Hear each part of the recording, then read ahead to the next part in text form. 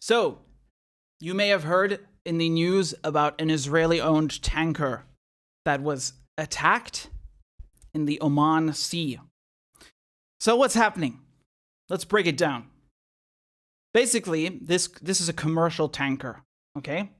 And it's owned by an Israeli, even though it's registered as part of a British enterprise.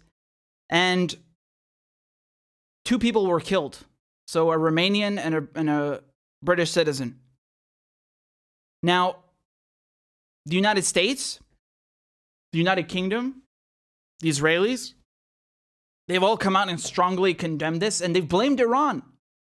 So they've blamed Iran, and I want to play you what they've said. This is Secretary of State Blinken.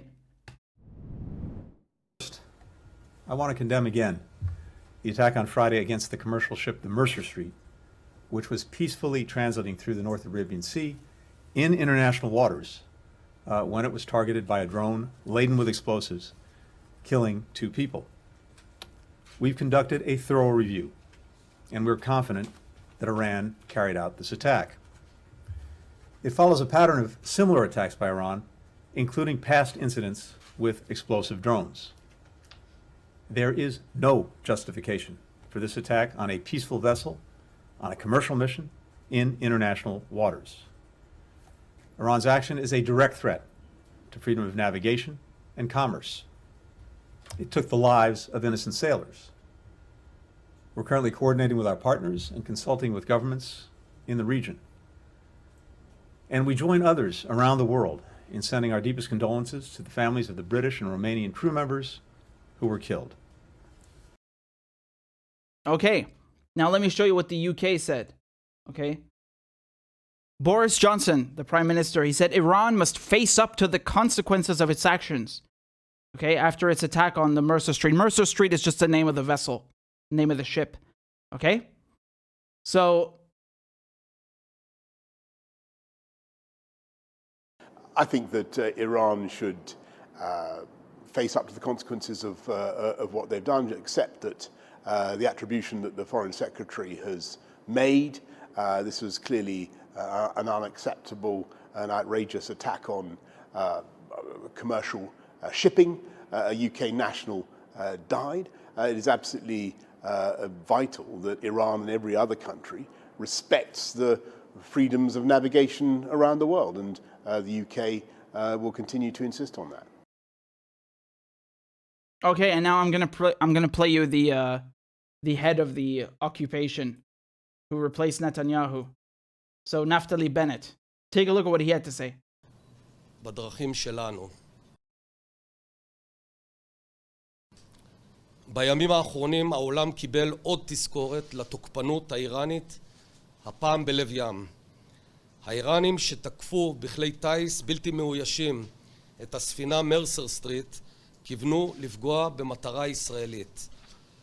במקום זה המעשה הפיראטי שלהם הביא למותם של אזרח בריטי ואזרח רומני. אני שולח מכאן לבריטניה ולרומניה את השתתפותנו בצערן, וכמובן למשפחות הנפגעים. שמעתי עכשיו שאיראן באופן פחדני מנסה להתחמק מאחריותה לאירוע. הם מתכחשים לזה. אז אני קובע באופן מוחלט, איראן היא שביצעה את התקיפה כנגד הספינה. ההתנהלות הבריונית של איראן מסוכנת לא רק לישראל, אלא פוגעת באינטרסים גלובליים, בחופש השיט ובסחר הבינלאומי. הראיות המודיעיניות לכך קיימות, ואנחנו מצפים שהמערכת הבינלאומית תבהיר למשטר האיראני שהם עשו טעות קשה. אנחנו, בכל מקרה, יודעים להעביר את המסר לאיראן בדרכים שלנו. Oh, you see the way he said that? He's like looking into the camera, sending a threat. It's interesting though, there's some words in Hebrew that I understand because they're the same in Arabic, right? So we say ship is safine, and I think he said it's sfina. Yeah, it's similar, right? Again, they're both Semitic languages, but as you can see, they're all saying it was Iran. I'm dying to see the proof.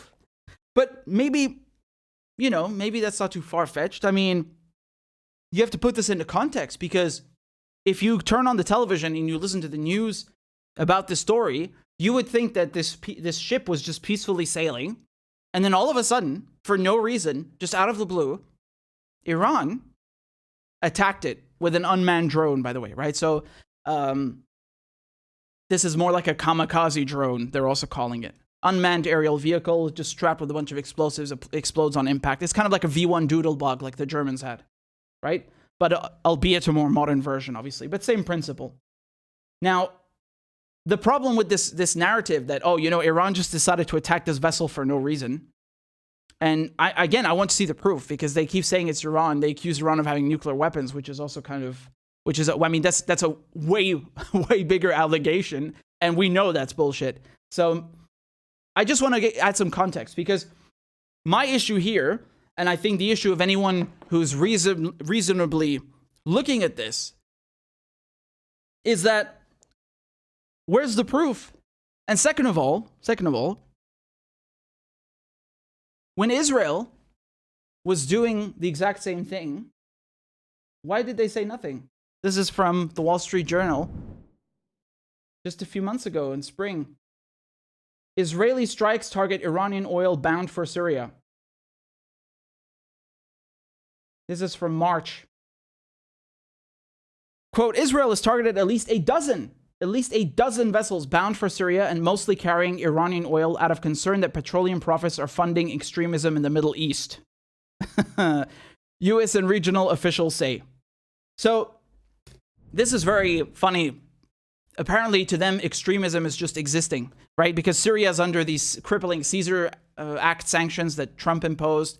And even before that, even during the Obama years, you had things that Syria could not import anymore or could not get because of sanctions, right? They don't just target industries, they target the financial and trading operations, so that, there's a shortage of foreign currencies. The foreign currency, you just, I mean, it's not just about foreign currency. The banks themselves, no one wants to deal with them. You can't move anything around. It's impossible to import things and export things and so on. And one of the things is heating oil. So you had people who were going, they were freezing in the winter. And this is during the Obama years already, not just Trump and Biden. So when Iran is sending oil to Syria, the Americans are stealing Syria's oil, so it doesn't have any right now. Or when Iran is sending fuel to Venezuela, Venezuela has the largest oil reserves in the world. It can't refine them. Why? Because its infrastructure has been decimated by, you guessed it, U.S. sanctions. So you see how the United States goes and targets countries that are self-sufficient or rich in a certain resource, and they make sure they can't export it. They do the same thing with Iran. Iran has very large oil reserves, right? What do? They target the oil sector. So Iran can't offload any of the oil. It can't sell the oil and make money and, finance public infrastructure and so on. So they look at what does this country have to sell? Let's go and fuck that industry. Let's make sure no one can buy from it. They can't export it. They can't deal with any financial services. We're going to screw them. And then, of course, what does that mean? You have no money for hospitals. You have no money for roads, for schools, for food. This is what sanctions do, right? It's siege warfare. It kills people. And so Iran, even though Iran is under sanctions itself, it still goes and helps Venezuela. It still goes and helps Syria. And they're just sending oil. They're sending fuel because Syria is in need of everything. It's in need of everything. Even toothpaste is banned because of sanctions because it's dual use. So, yeah, that's true. So, you may remember I spoke with the UN Special Rapporteur on sanctions on Press TV, and we talked about that. So, Iran is sending aid to Syria. That's the bottom line. And the Israelis, they come and destroy these ships, dozens of them. Dozens, not just one, dozens. I don't remember Secretary Blinken, Boris Johnson, Dominic Raab. I don't remember any Israelis crying about that.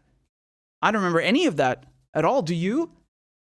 It was barely reported in the media. This Wall Street Journal article is just one article, but you don't hear much about it. You only hear about it when it's something that portrays Israel as a victim, right? And just to provide further context, and this is, I point to a brilliant article in Press TV by my good friend Elijah Manier, really one of the best on the Middle East. And let's go through it a bit, okay? So Elijah, he talks about, just the title is, Will Israel Stop Playing and Breaking Its Teeth in the Axis of Resistance Playground? Right? So, again, the oil tanker called the Mercer Street, it's a Liberian-flagged Japanese-owned ship that is part of the Zodiac group of Israeli billionaire Eyal Ofer, sailing from Tanzania towards the United Arab Emirates. Okay? The first attack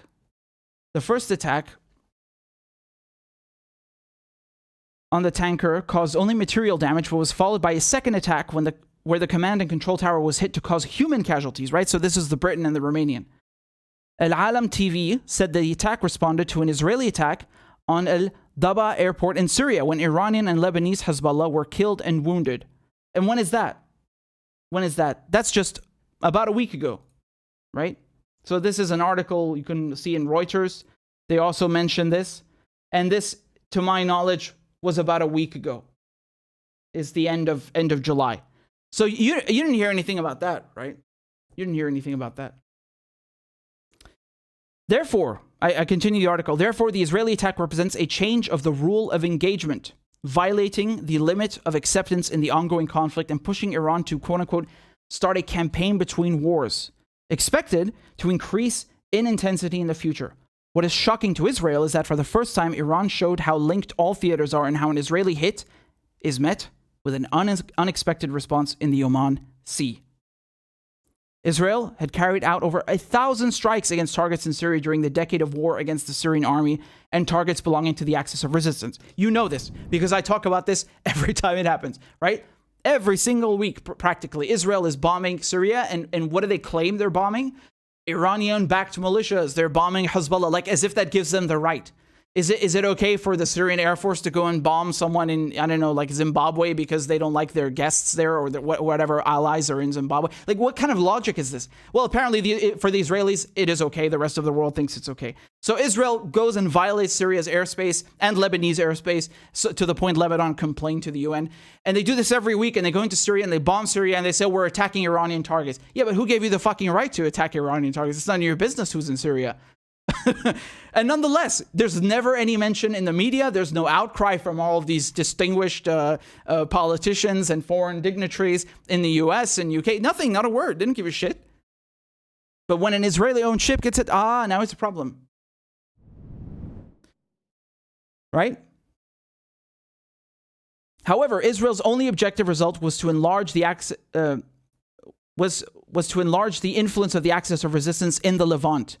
That won the destructive war and defeated the Takfiri groups, ISIS and Al-Qaeda, and the different Syrian groups supported by Persian Gulf and Western countries, right? So we're talking about all the various terrorist groups. Now, the Axis of Resistance enlarged and consolidated its influence on Iraq and Yemen, forming a robust front against Israel and its allies. This is very true, right? So Syria didn't lose the war. It ended up being stronger along with Yemen and so on. And this is very important because Israel tried operating in the Iraqi theater. They sent also suicide drones into Lebanon, into the Lebanese capital in Beirut, right? One exploded close to Hezbollah's office, and another was found intact. And this is something that they do all the time, right? So they'll go into like Jaramana, which is a suburb in Damascus, which is like, it's so densely populated, and they don't care if they destroy an entire residential building with people inside of it just to get one person. They do the same thing in Beirut. You know, they're terrorists. They think that because they don't like someone in another country, that this gives them the right to go and just fucking drop bombs on another country. This is terrorism. And they do this almost weekly in the case of Syria and also often in Lebanon, right? In the last 2.5 years, Israel claims to have carried out several dozen attacks against Iranian targets. Yes. And the war of sabotage between Iran and Israel is no longer a secret. Both sides admit their respective responsibility for the attacks inflicted on one another in the traditional manner through media leaks. Okay? Netanyahu explicitly broke the Israeli practice of deniability and revealed the responsibility of Israel in many sabotage attacks and unlawful assassinations against Iranian scientists and institutions. And this, again, we've talked about this, how they killed 4 scientists between 2010 and 2012. They sabotaged the Natanz nuclear facility with the Stuxnet computer virus. They went, there was a joint project between Mossad and CIA. And then they went and they killed Mohsen Fakhrizadeh at the end of 2020, last year. They ambushed him. They went and they also sabotaged the Natanz nuclear facility this year, a few months ago, and also last year in the summer. So yes, there is definitely a war of sabotage and a war of tankers going on. Absolutely, absolutely. And they have also set some ships on fire last summer, if you recall. We covered that too. However, it is safe to acknowledge that Israel is playing with fire since it is operating outside its comfort zone and competing in Iran's playground. Indeed, they're in Iran's backyard. Furthermore, Israel is clearly facing a severe challenge to its authority and reputation in the Middle East. The question is how long it can sustain this tit-for-tat game that it has itself initiated. Iran officially denied its involvement in the attack, so this is about the vessel, the Mercer Street. However, analysts in the region believe that Israel is under shock because it is possible that Iran has responded in the Sea of Oman against an Israeli attack in Syria, introducing a new rules of engagement and choosing the theater directly and not through its allies or in the same operational theater in the Levant. This Iranian choice, claim analysts, indicates that Tehran has deliberately avoided any further implication of the Syrian government, clearly unwilling to start an open war against Israel. It is also saying that Iran will no longer be contained by the Syrian frame for retaliation or containment and will choose where to hit back at Israel for its continuous attacks on Iranian targets in the Levant. So just to give you an idea geographically what we're talking about, this is over here where this happened, where the Mercer Street was hit. Down here in the Sea of Oman. This is well outside of Syria. Huh? This is, I'm trying to get a zoomed out picture for you over here, right? This is very far from Syria and Iraq. So let me just, yeah, I mean, you get the picture, right? I don't need to open Google Maps for you. This is not anywhere near Syria, just to underscore Elijah's point. And this is very important to note because usually what happens is, Joe Biden or the Israelis, like we said, they'll bomb Iraq or Syria, and then they say, oh, we're hitting Iranian-backed targets and so forth. There's never been anything like this far out. This is very interesting indeed. And I absolutely think that they took the Israelis by shock because this is why they're cooking up a stink. Because you did have Israeli ships being hit before in the last couple of months. Again, this is like an entire shadow war in of itself. Well, let's call it a battle, part of the larger war going on. But you didn't hear that much of a stink. They're trying to cook one up now. And they're all saying, the Americans, the British saying, oh, Iran is going to receive a response, whatever the hell that means, right? They're bullies. Again, they threaten people. And I do think it caught them off guard. I wholeheartedly agree with Elijah on everything. This is undoubtedly what's happening. And you need to understand that Elijah points out here, according to a high-ranking official in the axis of resistance, so again, that could be Iran, could be Syria, Iran is aware that 90% of Israel's goods pass through the sea, which falls into Iran's operational theater and within a comfortable range of its military reach. Israel is indisputably an intelligent enemy. However, the idea to expand its operational theater within Iran's controlled area is arrogant, provocative, and counterproductive. Israel is offering Iran unlimited targets in the sea to select from when it initiates this game, which will undoubtedly break its teeth. Israel has much more to lose if it decides to respond to the attack, because the retaliation from the Iranian side will not take very long. The last response was significant and balanced, imposing deterrence and a new rule of engagement that still causes confusion and pain to Israel. And again, this is very important because the Iranians are playing tit for tat. I think this is very important to underscore. Whatever you want to say, the Iranians respond in a measured fashion, in a measured way, in a proportionate way, and defensively. I mean, every single situation, like let's look at, for example, the Ain al-Assad base, this American base in Iraq, which was hit after General Soleimani was assassinated, was murdered by Trump, and Abu Mahdi. Obviously, this doesn't make up for it, not even close, but nonetheless, they did it purposely in a way not to kill anyone, but to send a message. And, I always respect the Iranians. They have extraordinary patience. I don't know how they do it. But that is one example. And who initiated this action? the Americans. Trump came and murdered Abu Mahdi al-Mohandes and General Soleimani. The Iranians didn't just decide to fire a barrage of rockets for no reason. It was a response, and a proportionate one. Although it doesn't really come close to the loss that they took, right? And they said this is not all. And another example with the tankers, you would have Iranian ships being hit, Israeli ships being hit. Yes? Then after what happened when Biden bombed Syria a few weeks ago, he bombed the Iraq-Syria border, right? Again, for the second time. Within the next days, actually within 24 hours, we covered this, within a 24-hour period, you had the Ain al-Assad base, the same one, attacked. The Grayzone was attacked. You had an illegal base in the Omar oil fields in Syria, which was attacked. And a fourth one, Erbil, the Erbil airport, Erbil. So 4 in 24 hours. And again, it's a measured response. No casualties, but sending a message, tit for tat. And this is the same thing. So, it's entirely hypocritical. It's completely nonsensical when you have these people like Rob or Blinken coming around and acting like Iran is some aggressor. No. Iran is extraordinarily patient. I mean, I don't even understand it. I don't know how they do it. And they're certainly not the aggressor here. The Israelis are hitting Iranian ships sending aid. Aid. This is a war crime. The sanctions themselves are illegal. And so, but even then, Iran is trying to help, and they come and attack ships that are meant for civilians.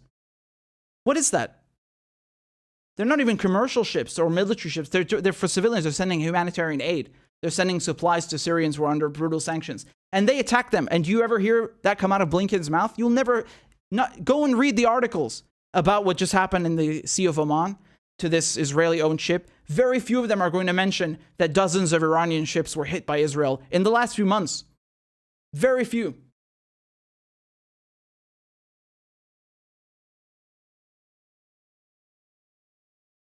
Just to read you the end of Elijah's brilliant article, he says, Israel has opened Pandora's box and hiding under the United States skirt will not protect Israeli-owned ships if the attacks in Syria continue. Iran is carrying out a campaign between wars on Israel, which contains limited choices. Any escalation will endanger Israeli navigation, and a lack of response means Israel has decided to bite on its wounds under the world's watchful eyes. The Iranian deterrence has been imposed either way. The most worrying and crucial part for Israel to consider is whether Iran invokes a rule of engagement every time Israel bombs targets in Syria, or only when targeting an objective belonging to the axis of resistance. The next moves will answer this question. Neither answer is good news for Israel, which has set in motion a new chain of events which it will suffer from. And I think this is a very important thing to highlight as well about the commercial activity. Do you know what happened afterwards, after this ship was hit? A U.S. aircraft carrier escorted it. A fucking aircraft carrier. You know they only have 10 of them? Well, I mean, only. That's an obscene amount. They have. I mean, that's more than some countries combined, right? I forget how many Britain has at the moment. I think they're renewing. They're building a new class. But in any case, countries like France maybe have 1 or 2. The United States has 10 aircraft carriers. And they sent one of them, because as you know, they have an entire fleet in the Persian Gulf. You can guess why. And they, to accompany this ship, right? So, again, of course, that's what the U.S. military is for. That's what the U.S. taxpayer money is for, protecting Israeli businesses and politics and corporations in general, not just Israeli ones, American ones too. But no, seriously, you have to understand something. This shipping lane over here is very important. It's not just Israeli goods which pass through it. You have all sorts of multinationals. You have all sorts of countries, Britain, the United States, who have oil coming through from their allies and also other goods. And of course, it's right on Iran's doorstep, but Iran is not posing a threat to them. Iran is saying, if you fuck with us, then we might respond to the thing that will hurt you, right? But Iran is not going out of its way to hurt anything regarding their commercial activity. They just want to be left the fuck alone. That's the thing here. And the United States is not respecting their territory. They violated it with drones, with, helping Israel commit nuclear terrorism. You name it. You name it. And, it speaks volumes, I think, just in general, not just this incident, but the fact that you have the U.S. military and the British as well. Remember, it's not just the Americans, it's the British as well, who have ships, military ships, patrolling this area, all for the sake of protecting their commercial interests, right? And of course, harassing Iran and other people in the region. It just goes to show you what the objectives are. It tells you everything you need to know. They're on the other side of the world, just sending, warships. Why is that?